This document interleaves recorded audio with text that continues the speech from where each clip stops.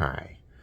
So I'm making these videos about the various historical aspects of our light body. And I'd like for you to join with me now as I talk about the what is called the solar plexus, or our third chakra. And I'm not going to show you a picture of my belly button. I'm just not that vain, I guess. I've showed you a picture of my throat and a picture of my forehead and my nose. But right now I'm going to talk about the area behind our belly button. And this is really, we're talking about our pancreas and our adrenal glands as far as, what body part that the third chakra emanates from. It's not from, 2 inches above our navel. No. So anyway, I'm relaxing in bed because I want to talk about the solar plexus. Now, here we have a relationship with what I call abundance. Now, I'm not talking about, wealth. Maybe wealth in a sense, but not like, financial wealth. But rather an abundance, a relationship with a divine abundance. Now, off to the our right side of our body, we have a relationship with abundance in such a way that a lot of people talk about our career, how we are establishing this relationship with abundance with other people. And a lot of people do this by earning a living. And, some people do it by volunteering. And some people do it by service work. Really service work. Sometimes that service work involves getting a paycheck, and sometimes that service work means being a slave. A lot of times in history, it means being a slave to someone else, a servant, an indenturement. So, my hair's all messy. Okay, so let's just talk about a career. Otherwise, I'll get all teary.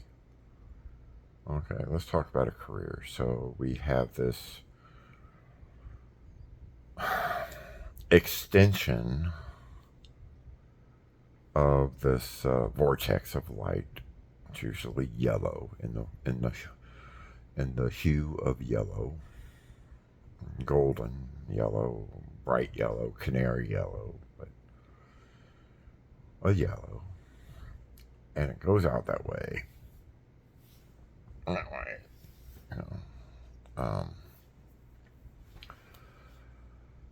And if it's something that we're just not really hip with, if we're not cool with what we're doing, it just doesn't go anywhere. It dips down. It's not real positive. It's not a good connection with abundance. If we're doing something we like, or something we are trained in that we are successful in, then we have a good relationship with abundance. And if I'm a servant, like a slave, and I am trained to work manual labor or a labor of some sort, and I'm good at it, even if I'm a slave or a servant and I'm good at something, I'm going to have some pride in it. I may not like that I'm forced to do something that I don't want to do, but I'm going to have some pride in it.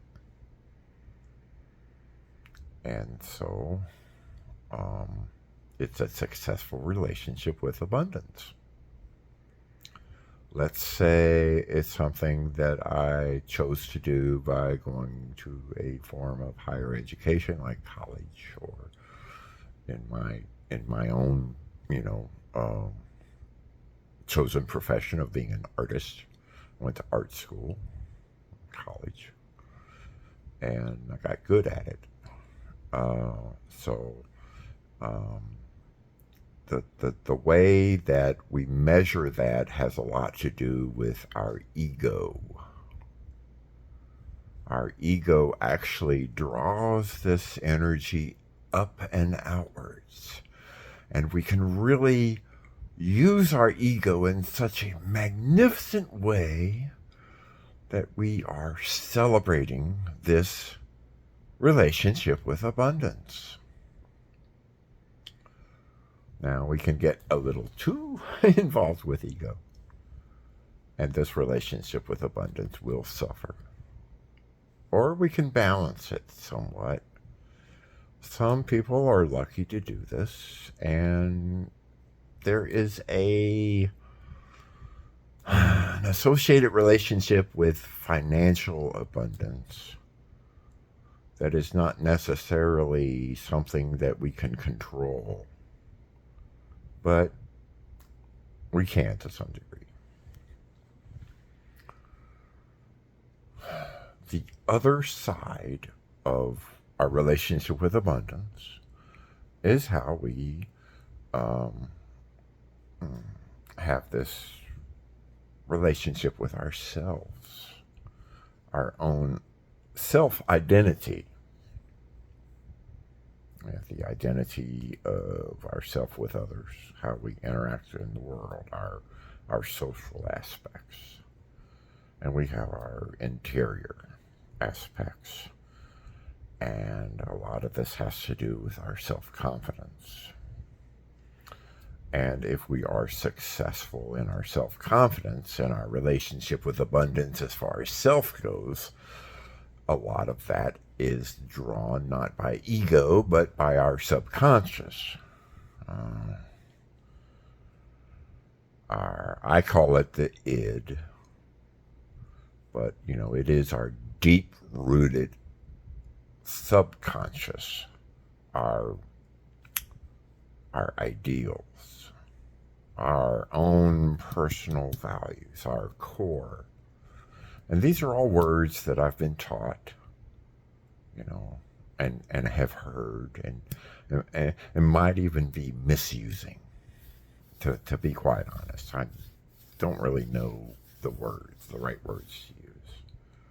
But it has a lot to do with self and how much we can allow ourselves to be ourselves. And in that allowing and also accepting us to be us, we can have a successful manifestation of our third chakra, a balance, if you will. And that's about all I have to do with third chakra. Except to say that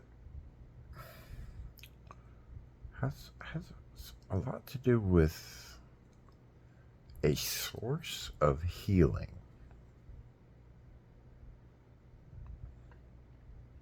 Our emotional healing and nurturing. So by balancing our third chakra, we have that source of healing and nurturing. It's an important part of it. I'm still learning about that. I'm not all knowing, I still have some things to learn. And I'll share that with you eventually.